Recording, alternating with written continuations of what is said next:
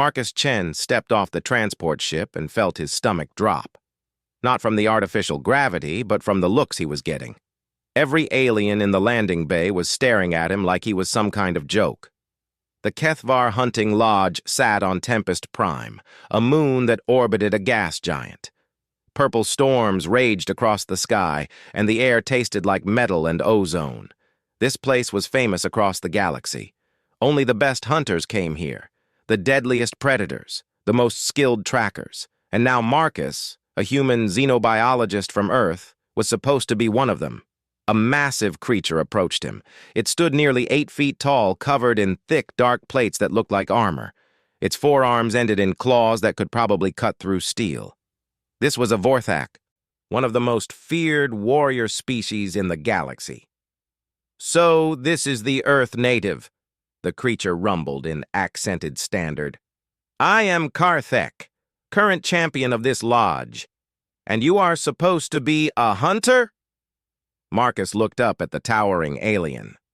"I'm here for the cultural exchange program. I study alien life forms." Karthek laughed, a sound like grinding metal. "Life forms? You mean you watch them from safe distances and take notes?"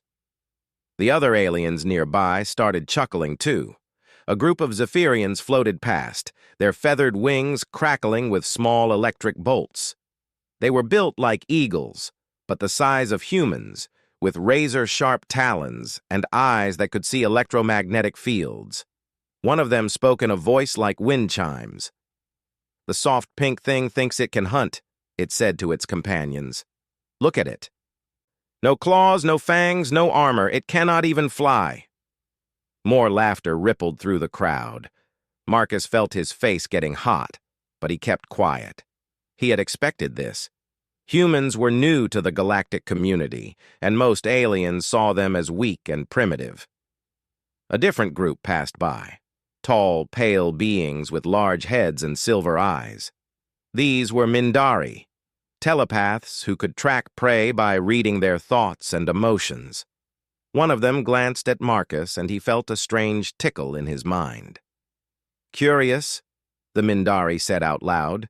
"His mental patterns are unusual, very focused, but in a way I do not recognize." "Probably thinking about going home," Karthek said, causing another round of laughter. The orientation hall was enormous, carved directly into the moon's rock. Holographic displays showed the lodge's history, its famous hunts, and the legendary predators that roamed this world. Marcus studied each display carefully while the other hunters socialized in their species groups. The lodge master appeared on a raised platform. Skyripper Veltan was an ancient Zephyrian whose feathers had turned silver with age. Scars covered his body from decades of hunts, and one of his wings had been partially torn away. When he spoke, his voice commanded immediate silence. "Welcome, hunters, to another season at Kethvar Lodge," Veltan began. "You come here from across the galaxy to test yourselves against the most dangerous prey. Some of you will leave with great honors. Others will not leave at all." His electric gaze swept across the assembled hunters and stopped on Marcus. "This season, we have an unusual participant. A representative from the human species as part of our cultural exchange obligations." The way he said obligations made it clear what he thought of the arrangement. "The human will participate in our traditional hunt structure," Veltan continued. "However, given the limitations of his species, we have selected an appropriate target." A hologram materialized above the platform. It showed a creature that seemed to be made of living shadows, with rows of teeth that glowed like stars and eyes that hurt to look at directly. "The Shadow Maw," Veltan announced. "A predator that has claimed 17 hunters over the past decade. It moves between dimensions and appears to exist partially outside normal space-time. The perfect challenge for our diplomatic guest." Marcus stared at the hologram. The other hunters had gone very quiet. Even Karthek looked concerned. "Master Veltan," one of the Mindari spoke up, The Shadow Maw has killed some of our most experienced hunters. Perhaps the human should start with something less challenging? Veltan's laugh was like lightning crackling. The human insisted he was here to hunt, not to observe. We will honor his request. After the orientation, Marcus found himself alone in the equipment room. The hunting gear was designed for beings much larger and stronger than humans. The rifles were too heavy, the armor plates too big, the tracking devices too complex for human hands. Karthek appeared in the doorway. Having trouble, Earth native? Marcus looked up from a tracking device he was trying to adjust, just figuring out how to make this work. You should ask to hunt something easier. A grass eater, perhaps. Or maybe just observe this time and leave the real hunting to real hunters. I'll be fine, Marcus said quietly. Karthek stepped closer, his massive frame blocking the light. The Shadow Maw is not some laboratory specimen you can study from safety. It is a killer that has taken down Vorthak warriors with centuries of experience. What makes you think a soft, weak creature like you can succeed where they failed? Marcus looked up at the towering alien. Maybe because I'm not trying to outmuscle it. Karthek snorted in disgust. Typical human arrogance. You think your primitive little brain can outsmart a predator that exists in multiple dimensions? We'll see, Marcus said, turning back to his equipment. As he worked late into the night, adapting the alien technology to his human limitations, Marcus could hear laughter and conversation from the common areas. The other hunters were sharing stories of past victories, boasting about their kills, and placing bets on who would claim the season's greatest trophy. None of them were betting on the human. Marcus didn't mind. He had never expected to be accepted immediately. But as he finally got the tracking device working and began studying the initial data about the Shadow Maw, he felt something familiar stirring inside him. It was the same feeling he got when faced with any complex problem that others said was impossible to solve. He was going to prove them wrong. The whispering canyons stretched out before them like a maze made of purple crystal. The formations rose hundreds of feet into the air, twisting and turning in impossible shapes. When the wind blew through them, they made sounds like voices, having conversations in languages no one understood. Marcus stood at the edge of the hunting ground with the other hunters. The electromagnetic interference from the crystals made his modified tracking device buzz and click. But he had expected that. He had spent 3 days studying the technical reports about this place. The Shadow Maw was last seen in the Deep Echo area, announced tracker Zesital, a Mindari who served as the hunt coordinator. That was 6 days ago. It killed a Vorthak named Drathmore and vanished. Karthek's plates rattled together in what Marcus had learned was a sign of anger. Drathmore was my battle brother. He had hunted for 40 years. The creature leaves no tracks in any normal sense, Zestal continued. No heat signature, no scent trail, no psychic residue. It appears, kills, and disappears. This is why it has claimed so many hunters. The assembled hunting party was impressive. 12 beings from 6 different species, all expert predators. The Vorthak carried weapons that could punch through steel. The Zephyrians had electromagnetic sensors that could detect a heartbeat from miles away. The Mindari could sense fear and intent from any living creature.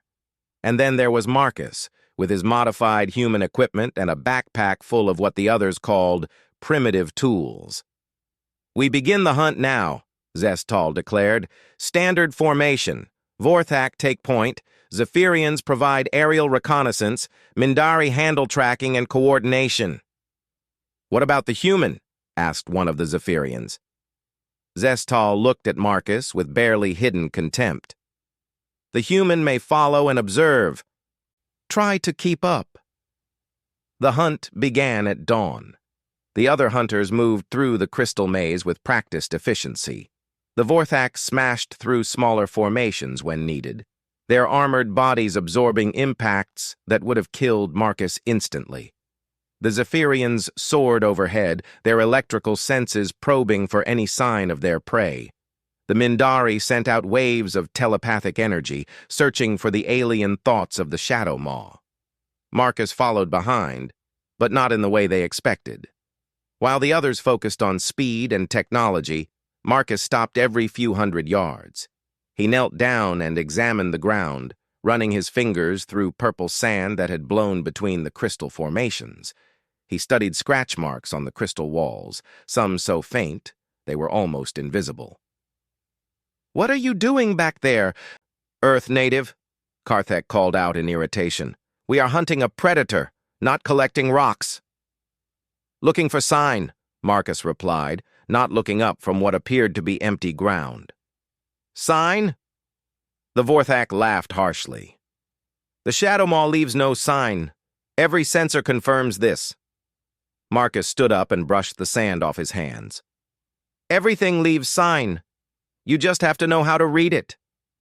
The Zephyrians overhead were getting frustrated. Their electromagnetic senses, which could detect the electrical activity in a creature's nervous system, were finding nothing unusual in the crystal maze. "The interference is too strong," one of them reported. "We cannot sense anything clearly." The Mindari were having similar problems. "There are too many echoes," Zestal complained. "Every crystal formation stores and reflects psychic energy. It is like trying to hear a whisper in a thunderstorm." But Marcus was finding things they missed. Tiny scratches on crystal surfaces, made by claws that weren't quite in normal three-dimensional space. Sand patterns that looked random until you understood they were made by something moving through multiple dimensions at once.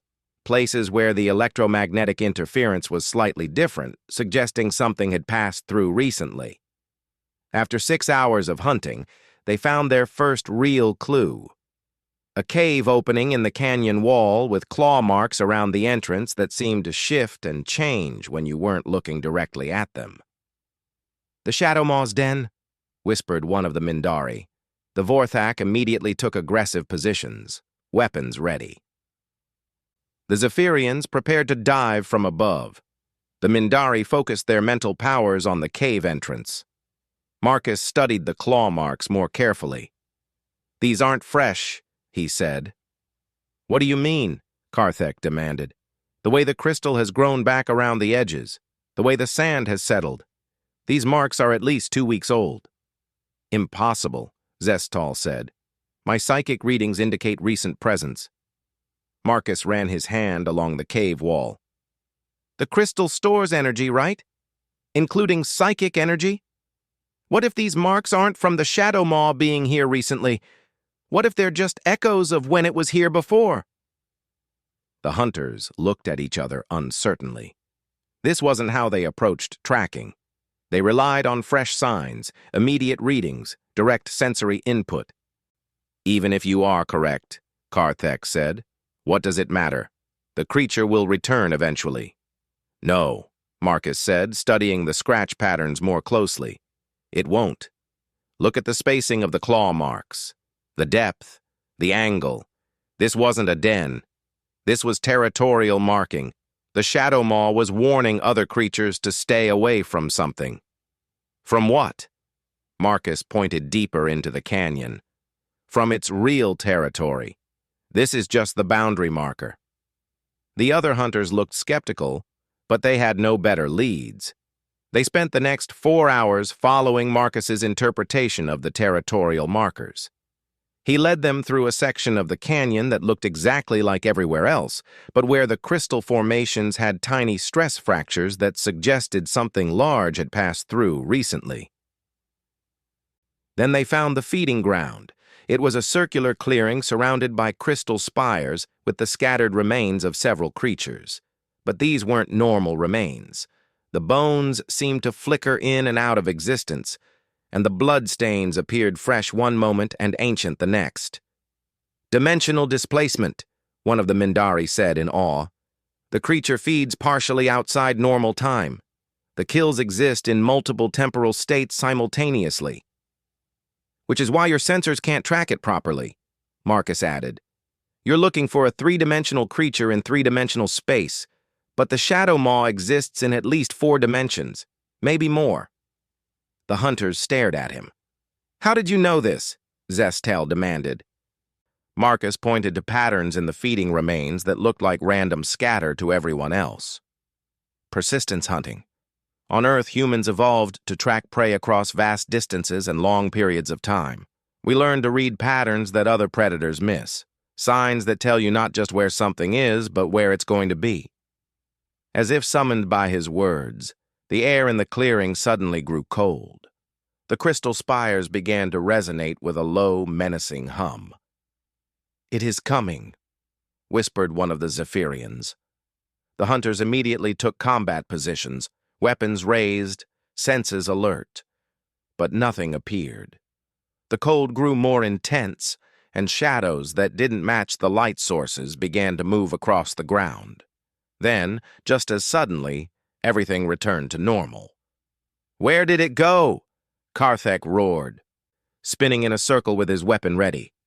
"Nowhere," Marcus said quietly. "It was never really here. That was just the Shadow Maw checking us out. Testing us." "Testing us? How do you know?" Marcus pointed to the ground where new scratch marks had appeared during the cold spell, marks that seemed to shift between dimensions as they watched. "Because now it knows we're here," Marcus said, "and it's deciding whether we're worth hunting." 5 days had passed since the first encounter in the feeding ground. 5 days of frustration for every hunter except Marcus. The Vorthak had tried overwhelming force, using plasma charges powerful enough to level buildings. The explosions had lit up the crystal canyons like purple suns. But when the light faded, there was no sign of the Shadow Maw, not even a scorch mark where it should have been. The Zephyrians had attempted aerial ambush tactics, positioning themselves in the sky for hours at a time, waiting for their electromagnetic senses to detect the creature. But their readings kept showing false signals, phantom contacts that led them to empty clearings and abandoned caves. The Mindari had pushed their telepathic abilities to the limit, trying to make contact with the alien mind of their prey. But every time they thought they had found it, the mental signature would slip away like water through their fingers, leaving them with headaches and confused memories. Marcus, meanwhile, had been walking.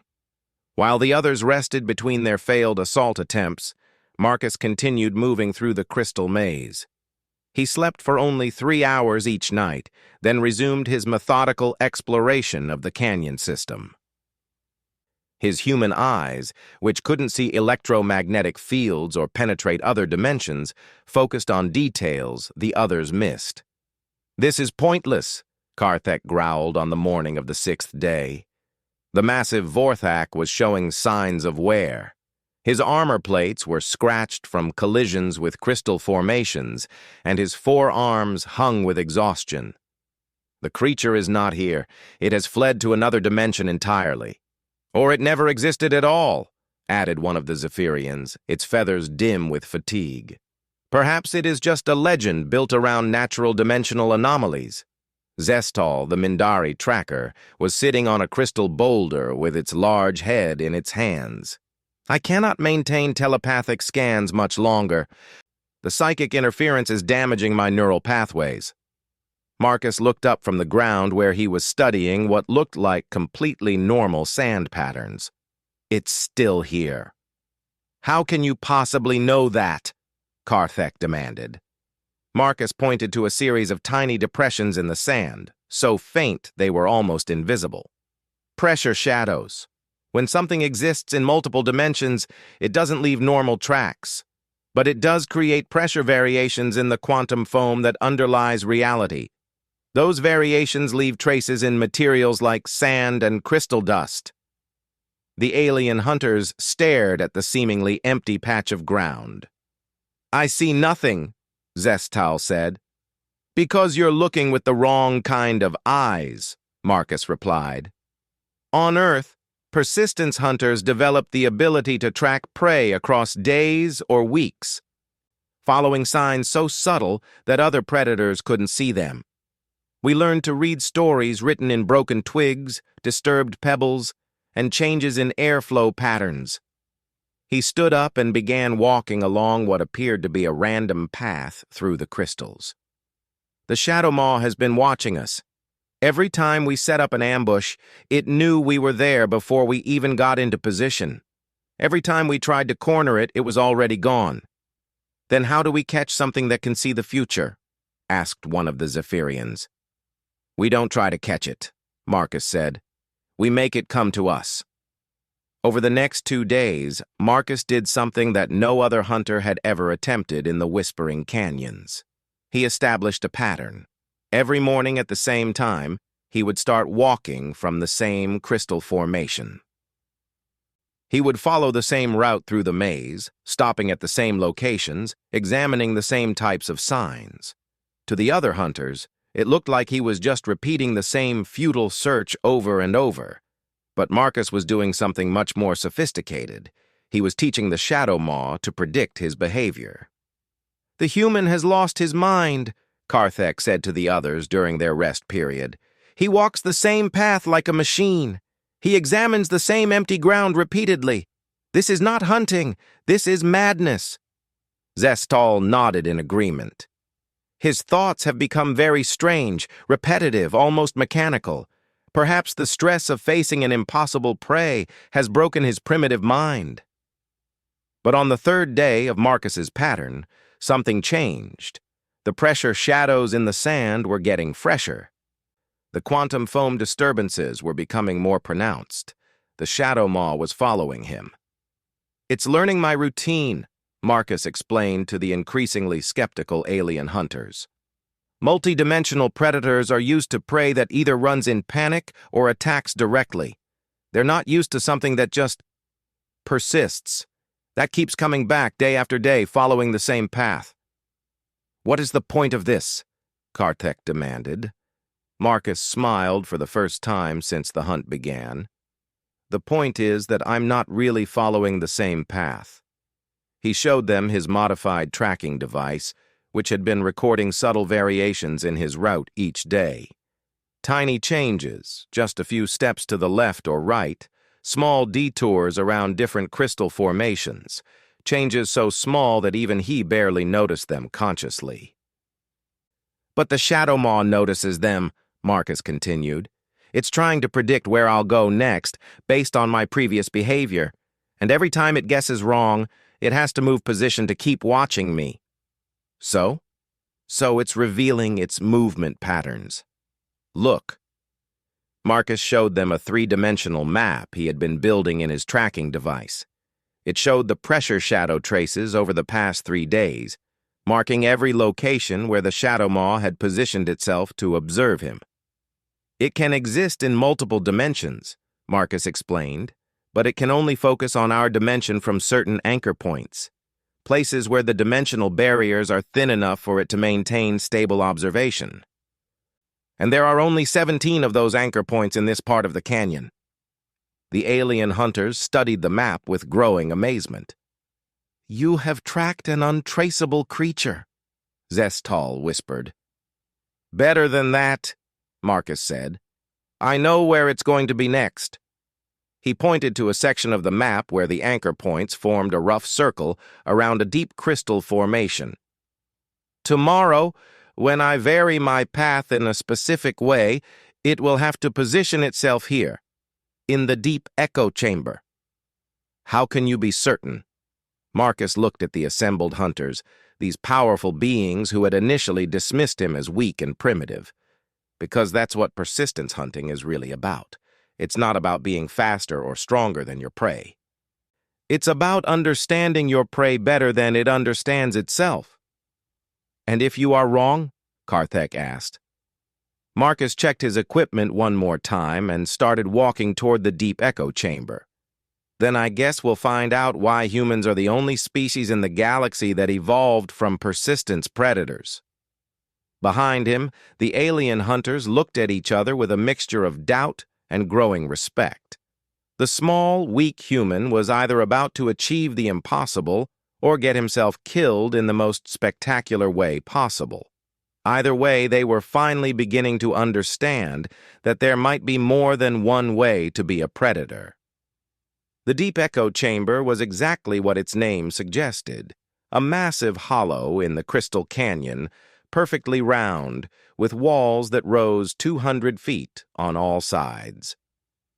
When sound entered the chamber, it bounced back and forth between the crystal walls for hours, creating whispers and echoes that seemed to come from everywhere and nowhere. Marcus stood in the center of the chamber, checking his equipment one final time. The modified sonic charges were attached to his belt, each one carefully calibrated to produce specific frequencies. His tracking device showed 17 potential anchor points around the chamber's rim where the Shadow Maw could manifest.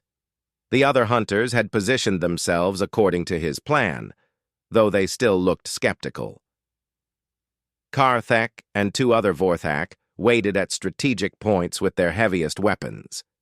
The Zephyrians hovered at different heights, ready to dive at his signal. The Mindari had spread out to monitor the psychic atmosphere. "Remember," Marcus called out, his voice echoing strangely in the crystal chamber, "when it appears, don't attack immediately. Let me confirm the phase cycle first. You are asking us to trust the life of every hunter here to your theory," Zessatal replied, its mental voice tight with concern. "Yes," Marcus said simply. He began walking his pattern, the same methodical path he had followed for days. But this time, he introduced the variation he had planned. Instead of moving toward the eastern wall as he had every previous day, he angled toward the north. The change was subtle, but in the world of persistence hunting, subtle changes mattered. The air in the chamber grew cold. It started at the edges where crystal met crystal in the high walls above them, a creeping chill that seemed to come from somewhere outside normal space. The constant echoes in the chamber began to change, taking on harmonics that hurt to listen to. Then the shadows started moving wrong. Every hunter present was a predator with excellent eyesight, but none of them could properly focus on what was happening. The shadows cast by the crystal formations began sliding across the ground in directions that didn't match the light sources. They grew thicker, darker, more substantial. And then, with a sound like reality tearing, the Shadow Maw manifested. It was even more terrifying in person than in the holographic displays. The creature stood 12 feet tall, with a body that seemed to be made of living darkness. Its shape kept shifting, sometimes appearing solid, sometimes translucent, sometimes looking like it was being viewed through water. Rows of teeth glowed like dying stars in what might have been its mouth. Its eyes were holes in space that led to somewhere else entirely. Most horrible of all, it seemed to exist in multiple places simultaneously. The hunters could see it in the center of the chamber, but also flickering in and out of existence at various points around the rim. "Now!" Karthek roared, raising his plasma cannon. "Wait!" Marcus shouted, but his voice was lost in the echoing chamber. The Vorthak fired. The plasma bolt struck the Shadow Maw dead center, a blast that could have destroyed a small building. The energy passed through the creature like it was made of smoke and struck the crystal wall behind it, sending purple sparks cascading down. The Shadow Maw turned its terrible attention toward Karthek.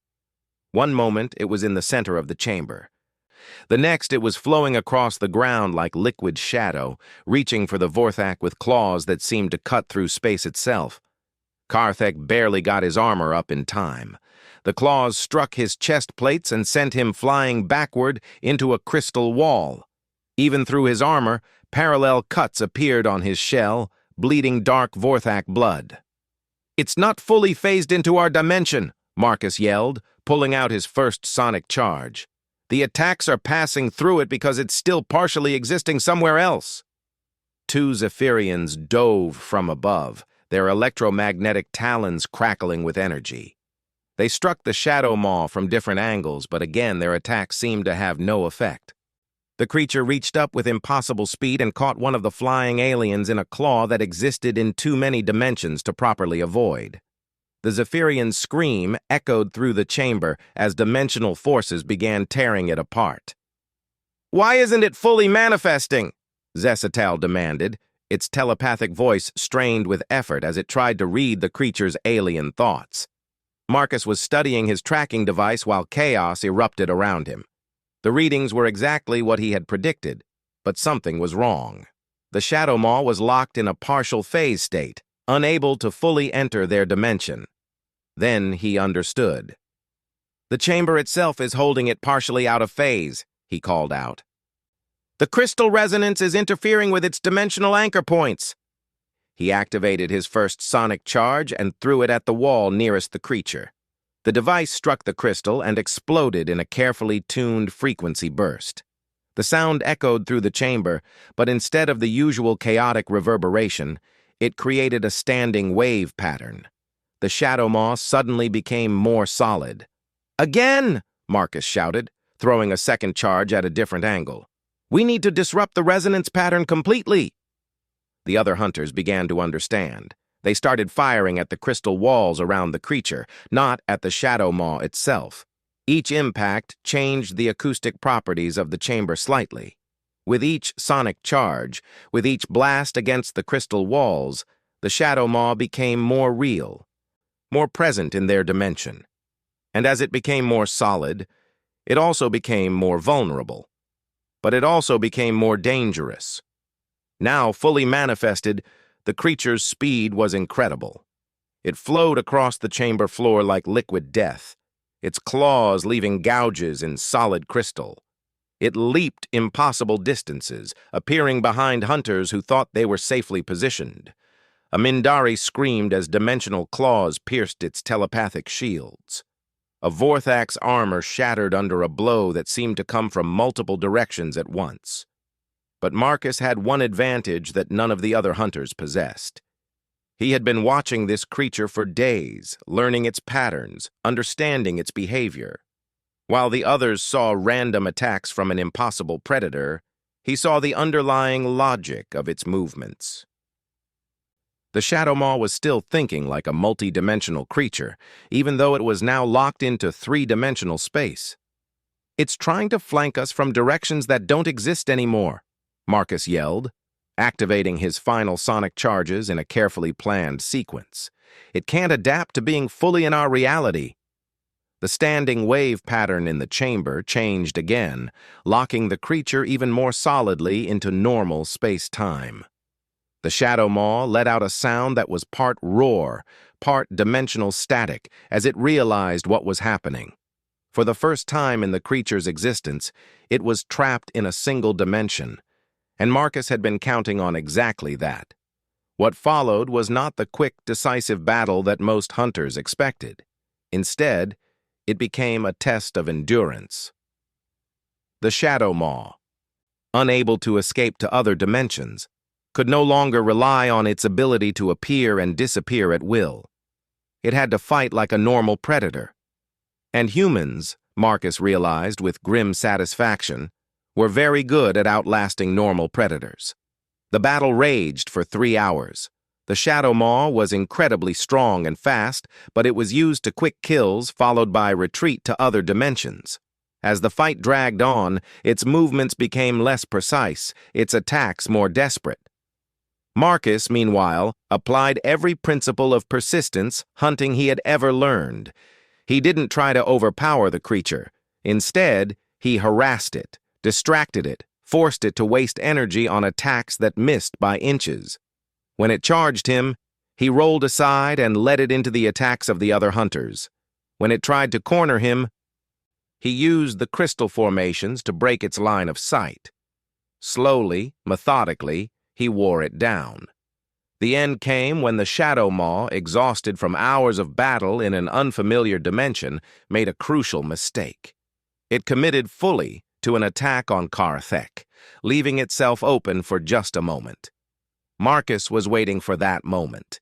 He had been watching for it, predicting it, preparing for it. His modified plasma pistol, loaded with a specially designed charge that could disrupt dimensional tissue, fired once. The shot took the Shadow Maw in what passed for its center mass. The creature let out a final dimensional scream that shattered several crystal formations, then collapsed into something that looked almost like ordinary shadow. In the sudden silence of the chamber, Marcus stood over the body of a predator that had claimed 17 experienced hunters over the past decade. He was breathing hard, covered in cuts and bruises, but very much alive. The other hunters stared at him in absolute silence. The trophy hall of Kethvar Lodge had seen many celebrations over the centuries, but nothing quite like this. Marcus sat in the place of honor, still wearing the Shadow Maw's hide as a cloak. The creature's remains had been processed according to lodge tradition, with pieces distributed among all the hunters who had participated in the kill. But the hide itself, the primary trophy, belonged to the one who had made the killing blow. Word of the human's success had spread through the lodge like wildfire. Hunters from other expeditions had returned early just to see the impossible proof with their own eyes. The Shadow Maw hide shimmered with dimensional energy, sometimes appearing solid black, sometimes translucent, sometimes seeming to exist in multiple places at once. "Tell us again how you knew where it would appear," requested Master Velton. The ancient Zephyrian's attitude toward Marcus had completely changed. Where once there had been dismissive tolerance, now there was genuine curiosity and respect. Marcus looked around the hall at the assembled hunters. Beings who had initially mocked him as a weak, primitive creature now hung on his every word. "It wasn't really about knowing where it would appear," Marcus explained. "It was about understanding what kind of creature it was. The Shadow Maw wasn't just a multi-dimensional predator. It was a multi-dimensional predator that had never faced persistence hunting." "What does that mean?" asked one of the Mindari. "Most galactic species evolved either overwhelming strength, advanced technology, or specialized senses," Marcus continued. "You became apex predators by being better than your prey in some specific way. Humans evolved differently. We became apex predators by being more determined than our prey." He gestured to the hide draped across his shoulders. "The Shadow Maw was used to prey that either died quickly or escaped quickly. It had never encountered something that would just keep coming, day after day, following patterns, learning behaviors, adapting strategies." Zestal spoke up from across the hall. "But the dimensional phasing abilities should have made persistence hunting impossible. How do you track something that exists in multiple realities?" Marcus smiled. "The same way you track anything else. You don't track where it is. You track where it's going to be." A murmur of appreciation went through the assembled hunters. This was the kind of deep hunting wisdom that the lodge existed to preserve and honor. But the real moment came when Karthek stood up. The massive Vorthak had been unusually quiet since returning from the deep echo chamber. His armor still bore the scars from the Shadow Maw's claws, parallel lines that would mark him for life. He walked slowly to the center of the trophy hall, his 4 arms hanging loose at his sides. When he spoke, his voice carried clearly through the sudden silence.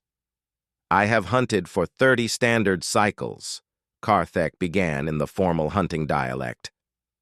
"I have claimed trophies from 17 worlds. I have killed predators that could crush starships and devour moons. I am the current champion of this lodge, honored by my people, feared by my enemies." He paused and looked directly at Marcus. "And I have learned nothing about hunting until today." The hall remained absolutely silent. Even the serving staff had stopped moving. "When the human first arrived," Karthek continued, "I saw weakness, soft skin instead of armor, small size instead of strength, simple tools instead of advanced weapons. I believed these made him inferior." The Vorthak's plates shifted in what Marcus had learned was a sign of deep emotion. "I was wrong. The humans showed us something we had forgotten. Hunting is not about having the best weapons or the strongest body or the most advanced senses. Hunting is about understanding your prey better than it understands itself. Karthek reached behind his back and drew his ceremonial hunting spear. The weapon was ancient, passed down through generations of Vorthak warriors, decorated with the trophies of dozens of legendary hunts. It was the most precious possession he owned. He walked over to Marcus and, to the shock of everyone present, placed the spear at the human's feet. "I name you Hunt Brother," Karthek declared in the old language. "Teacher of the true way, you have shown me that strength and wisdom are not the same thing." The formal brotherhood ceremony that followed was unlike anything in the lodge's recorded history. Traditionally, the ritual was performed between members of the same species, acknowledging shared hunting techniques and cultural understanding. No one had ever attempted to make a human into a hunt brother. But as Karthek knelt before Marcus and began the ancient words, other hunters started joining in. First the Mindari, then the Zephyrians, then hunters from species Marcus didn't even recognize. One by one, they came forward and added their voices to the ceremony. "We hunt as one," they chanted in unison. "We share the wisdom of the chase. We honor the prey that teaches us. We become brothers in the understanding of life and death." When it was finished, Marcus found himself wearing not just the Shadow Maw hide, but ceremonial tokens from a dozen different hunting cultures. He was no longer a diplomatic guest or a curious outsider. He was family. "So what happens now?" asked Master Veltan as the formal ceremony concluded. "Will you return to your Earth and tell them of your triumph?" Marcus looked around the hall at his new brothers and sisters, these incredible beings who had accepted him as an equal despite every difference between their species. "Actually," he said, "I was hoping to stay for the next hunt. I hear there's something called a Void Stalker that's been causing problems in the Screaming Nebula." The hall erupted in approving roars, shrieks, and telepathic bursts of excitement. Several hunters immediately began volunteering to join a human-led hunting party. But Karthek stepped forward first. "Where the Hunt Brother goes, I follow," he declared formally. "I have much to learn about this persistence hunting." "We all do," added Zesital. "The human has shown us that there are forms of wisdom we never considered." Over the following weeks, as word spread throughout the galaxy about the human who had killed the legendary Shadow Maw, something unprecedented began to happen. Young hunters from dozens of species started requesting assignment to expeditions led by Marcus Chen. They wanted to learn what he called the long hunt, the patient stalking, the careful observation, the deep understanding of prey behavior that came from studying a target for days or weeks instead of minutes or hours. It became known as hunting the human way, though Marcus always corrected them. "It's not the human way," he would say, as he led mixed-species hunting parties through dangerous territories across the galaxy. "It's just another way." Every species has something unique to contribute to the hunt.